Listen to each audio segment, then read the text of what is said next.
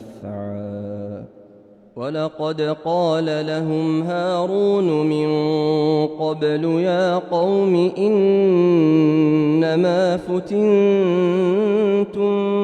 به وإن ربكم الرحمن فاتبعوني وأطيعوا أمري. قالوا لن نبرح عليه عاكفين حتى يرجع إلينا موسى. قال يا هارون ما منعك إذ رأيتهم ضلوا ألا تتبعن أفعصيت أمري.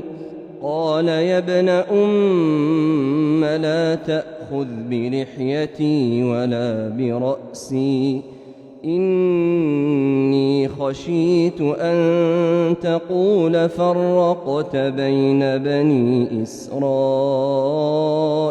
ولم ترقب قولي.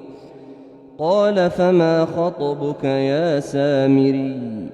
قال بصرت بما لم يبصروا به فقبضت قبضة من أثر الرسول فنبذتها وكذلك سولت لي نفسي.